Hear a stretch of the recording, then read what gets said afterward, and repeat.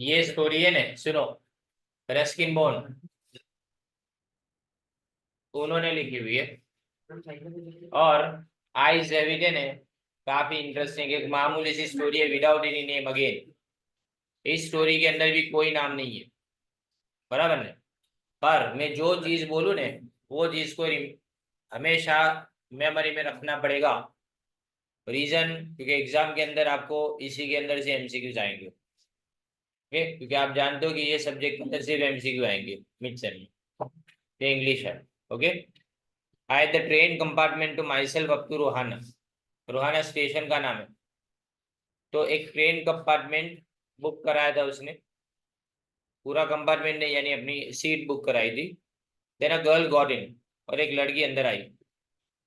The couple who saw off her of was probably her parents, यानी जो उसको छोड़ने के लिए आए थे ने, सी हर ऑफ, उसका मतलब किसी को इन्हें स्टेशन पे छोड़ना जाना, उसको सी ऑफ बोला जाता है। Was probably her parents. They seemed very anxious about her comfort, and the woman gave the girl detailed instruction as to where to keep her things, where not, when not to lean out of windows, and how to avoid speaking to strangers. तो वो लड़की को बातें समझा रही थी, जो औरत थी ना, वो ये समझा रही थी कि कैसे अपनी चीजों को रखनी, कहाँ पे रखनी है, और खिड़की की से बाहर नहीं देखना है, उसके बाद में नहीं निकालना है हाथ वगैरह कोई भी, and how to avoid speaking to strangers, और कोई भी अजनबी से बात नहीं करनी। They call their goodbyes and the train pulled out of the station. देखो, pulled out of the station यानी स्टेशन को छोड़ना ट्रेन ने शुरू किया। As I was totally blind, समझो। तो अब ये प्रोटेगोनिस्ट जिसके नाम से बात की जा रही है, जिसने इंस्ट्रक्ट किया हमको, जिसको जो हमको स्टोरी बता रहा है, उसको प्रोटेगोनिस्ट बोलेंगे। वो अंधा है। At the time my eye sensitive only to light and darkness, यानी मतलब मुझे इतना पता चलता था कि अंधेरा है कि उजाला है, बस। बाकी मैं टोटली ब्लाइंड था, ऐसा बोल रहा था। सेंसिटिव थी, सेंसिटिविटी थी आंखों के अंदर, लेकिन किसके बारे में? लाइट और डार्कनेस के बारे में। अंधेरा है कि उजाला है, बस। I was unable to tell what the girl looked like, यानी मैं बता नहीं पा रहा था कि लड़की कैसी दिखती है। But I knew she wore slippers from the way they slapped against the heels. Slippers थे, जैसे स्लीपर्स अपनी एड़ियों के ऊपर जैसे अपने चलते हैं तो उसकी आवाज आती है ना स्लीपर्स की, तो वो आवाज से मुझे पता चल गया कि स्लीपर पहने थे उसने। And it would take me some time to discover something about her looks, and perhaps I would never would, perhaps I never would, मैं शायद वो कैसी दिखती थी ना उसके बारे में जान नहीं पाता, लेकिन मुझे धीमे धीमे पता चलने लगा कि वो लड़की कैसी दिखती थी। But I like the sound of her voice, लेकिन मुझे उसकी आवाज अच्छी लगी। And even the sound of her slippers, और स्लीपर्स की आवाज भी अच्छी लगी। Are you going all the way to Dehra, I asked, मैंने पूछा क्या देहरादून जा रही हो? रस्किन बॉर्न used to live in Dehradun. I must have been sitting in a dark corner because my voice startled हर, मेरी आवाज सुन के स्टार्टल यानी चौंक गई वो, समझ में नहीं आया क्या बात हो रही है। She gave a little exclamation and said I didn't know anyone else was here, मुझे मालूम नहीं था कि मेरे कंपार्टमेंट में कोई दूसरा कोई भी है। तो मतलब इसका है ने, ये जस्टिफिकेशन ये दे रहा है, ये इसकी साबिती ये दे रहा है कि शायद मैं अंधेरे कोने में बैठा था, इसलिए उसने मेरे को देखा नहीं। Well, it often happens that people with good eyesight fail to see what is right in front of them. अब ये सार्केज्म है, बराबर। इसने कटाक्ष में कोई बात बोली है, क्या बोला कि सही बात कुछ लोग ने खुली आंखों से भी देख नहीं पाते, वो भी दिन के उजाले में। तो ऐसा ही है, they have too much to take in, I suppose, मतलब उनके पास जो देखते लोग हैं ना, जो देखने वाले लोग हैं, वो इतनी सारी चीजों की तरफ नजर करते हैं ना कि जो सही चीज है वो पहचान नहीं पाते। Whereas people who cannot see or see very little have to take in only the essentials, और जो नहीं देख पाते उनके लिए तो क्या है, वो तो सिर्फ उन्हीं बातों के ऊपर ध्यान देंगे। Whatever registers tellingly on the remaining senses, मतलब जो भी उसके रिमेनिंग सेंसेस, यानी नाक से जो पता चलता है, कान से जो पता चलता है, सेंसिबल ऑर्गन से जो पता चलता है, बस वही बातें उनको समझ में आती है, बाकी सब चीजें तो वो समझ नहीं पाते। I didn't see you either, I said, but I heard you coming. मैंने भी तुमको नहीं देखा, पर शायद तुम जब आए ना अंदर तो मैंने सुना उसके बारे में.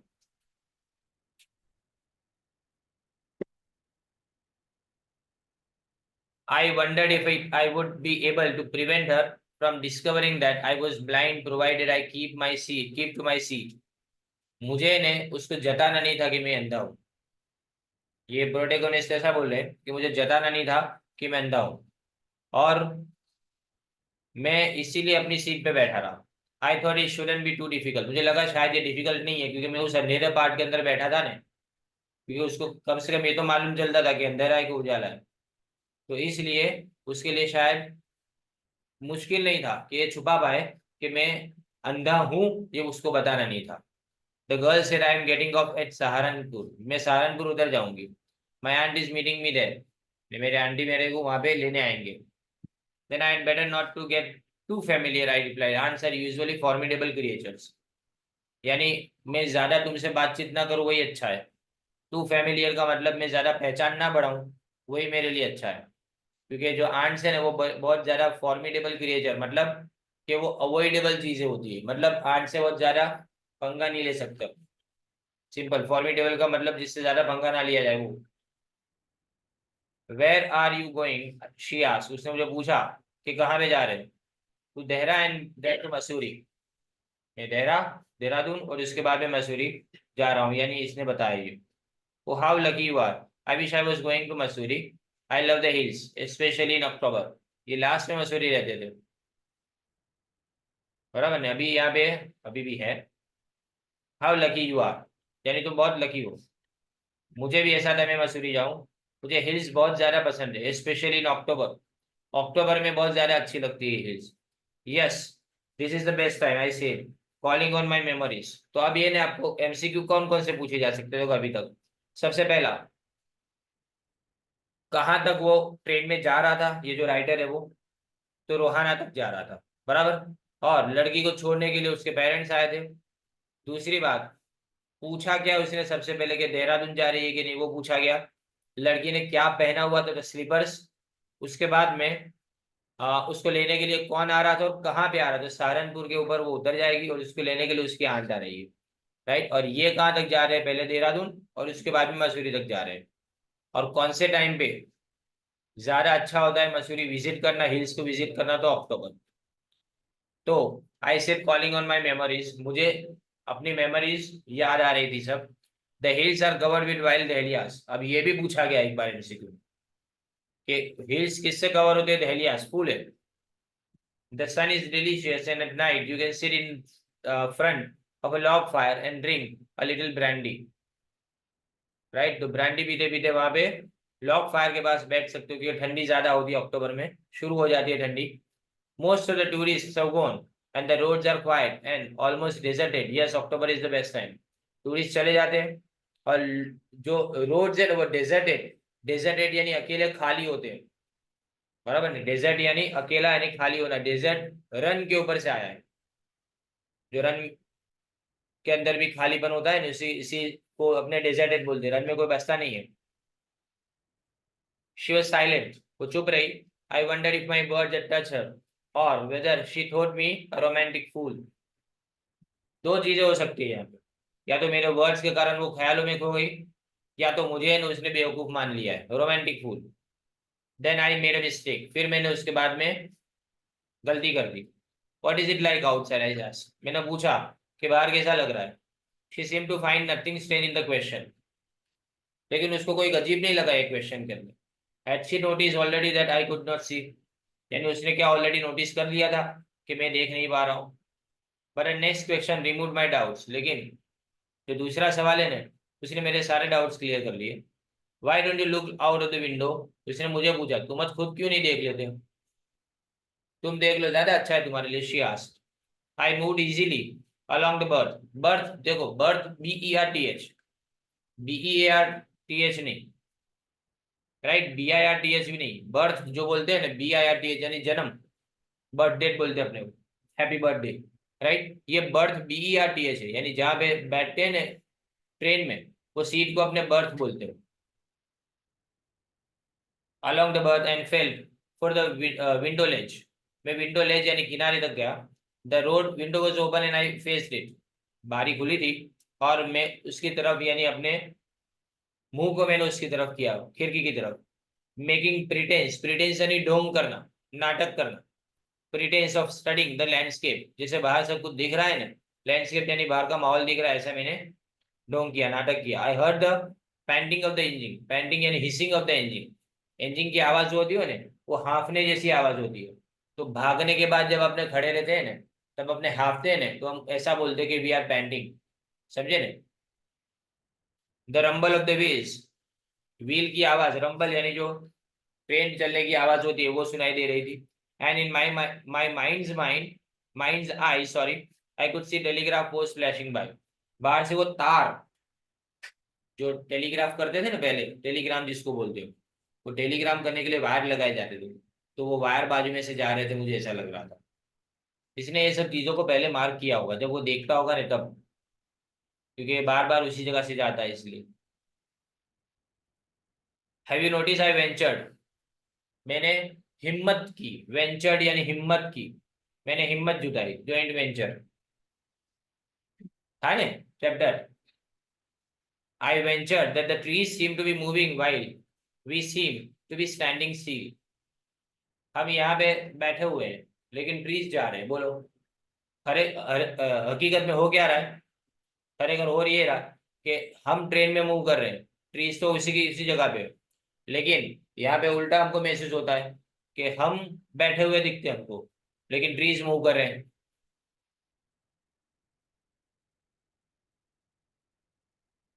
That always happens. She said, "Do you see any animals?"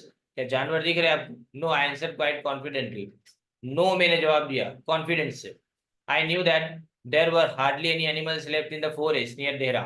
Dehradun के अंदर, अब फॉरेस्ट के अंदर कोई बचा ही नहीं है जानवर. I turned from the window and faced the girl. मैंने चेहरा घुमाया और मैंने लड़की की तरफ किया. And for a while we sat in silence. और हम चुप बैठे रहे कुछ टाइम तक. You have an interesting face, I remarked.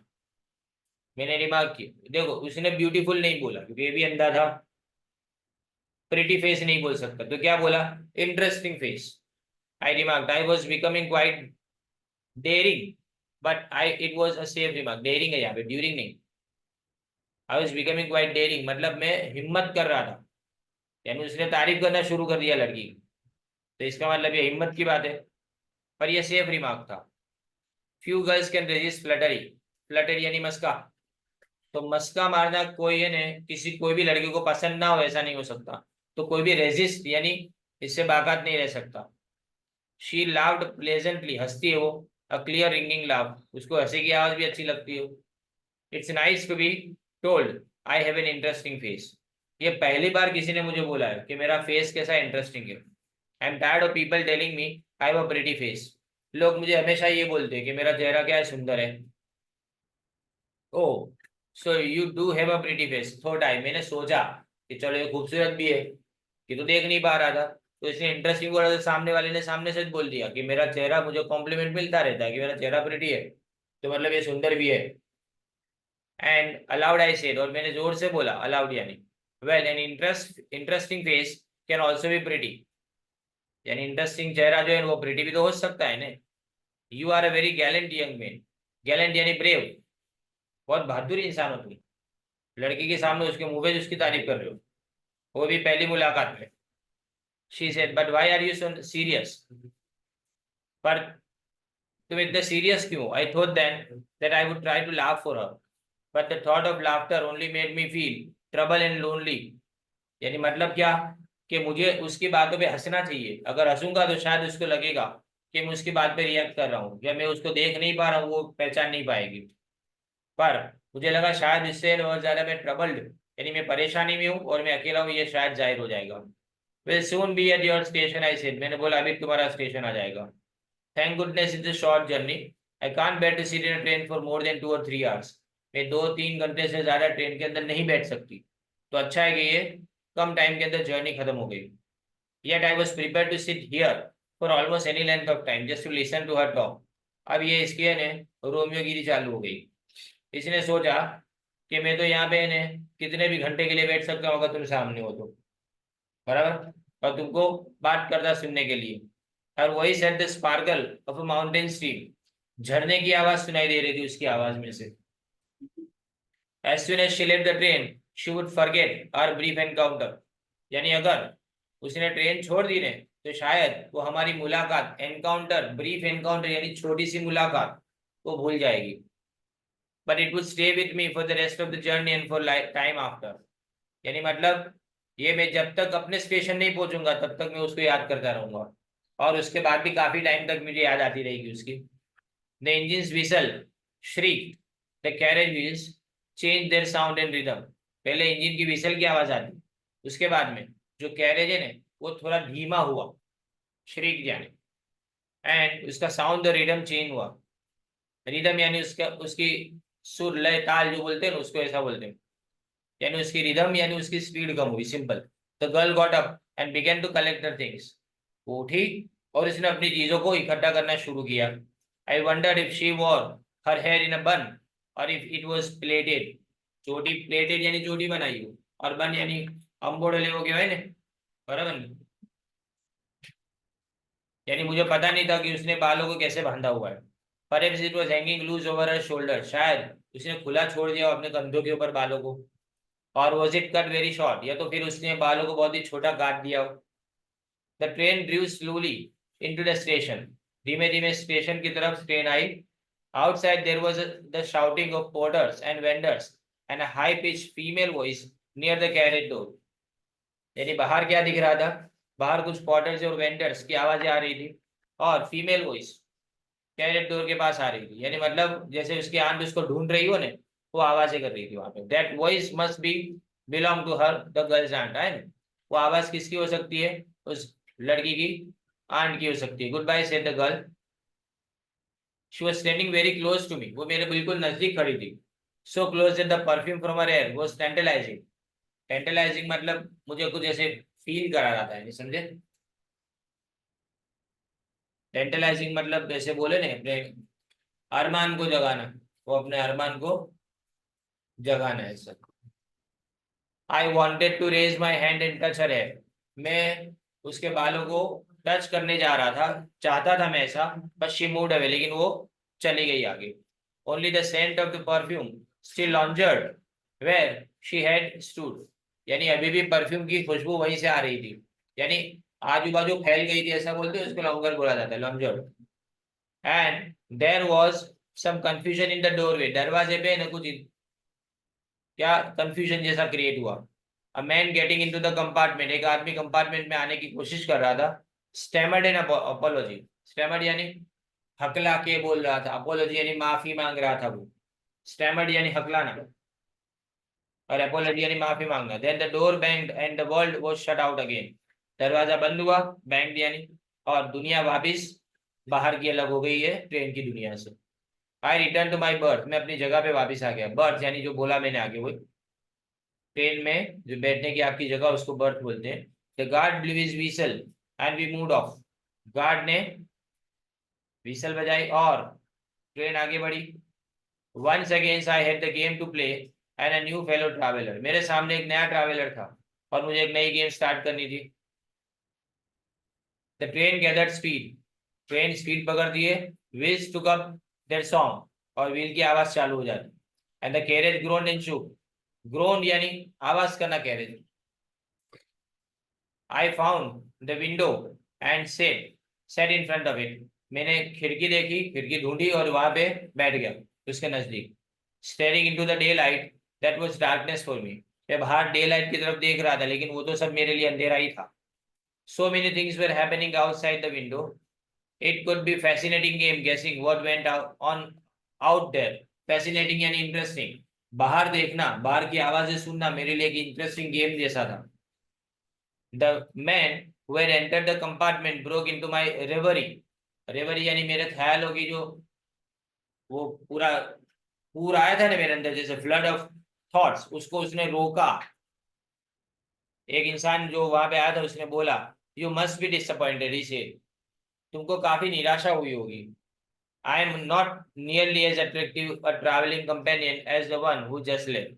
जो अभी गई ना लड़की, वो मुझसे बहुत ज्यादा खूबसूरत थी, बराबर, मैं तुम्हारे लिए इतना अच्छा कंपेनियन नहीं हूँ।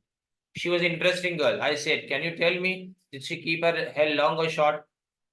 उसने अपने अपने बाल लंबे रखे थे कि छोटे रखे थे, आप बता सकते हो? I don't remember, he said sounding puzzle. वो कंफ्यूज लग रहा था और मुझे बोला मुझे याद नहीं है। It was her eyes I notice, not her hair. मतलब मैंने उसकी आंखों को देखा, उसके बालों को नहीं देखा। She had beautiful eyes but they were of no use to her. She was completely blind, didn't you notice? यानी वो भी ब्लाइंडेड थी, तुमने नोटिस नहीं किया ऐसा? अब ये ने, this is the speciality of Ruskin bond, बराबर। अ रूपी गोज अ लॉन्ग वे, शायद ये चैप्टर आपको था 8 या तो 9 स्टैंडर्ड के अंदर। A rupees rupee goes a long way, एक रुपये का सिक्का किसी को मिलता है, and then he goes and on, अलग अलग जगह पे जाता है, उसको बार्गेन करता रहता है, अलग अलग चीजें हासिल करता है उससे, राइट। और 1 रुपये के अंदर से वो कितनी अलग अलग चीजों को एंजॉय कर पाता है एक्सचेंज करने के बाद, वो उसके अंदर आया। तो ये ऐसे ही बिल्कुल सिंपल लेसन, कोई इसके अंदर ऐसा नहीं कि एकदम एक्साइटमेंट जैसा फील हो या थ्रिलिंग जैसा कोई फील हो। That is his speciality. और अभी भी है ना, ये ऐसा समझो कुछ बेस्ट सेलिंग नॉवेल्स के राइटर में से इंडिया में इंग्लिश लिखने वाली एंग्लो इंडियन है। यानी इनके पेरेंट्स में से आइदर ऑफ द पेरेंट जो है ना वो इंडियन, और दूसरा वाला जो है ना वो इंग्लिश था, यानी ब्रिटेन का था, ऐसा उसको एंग्लो इंडियन बोलते हैं।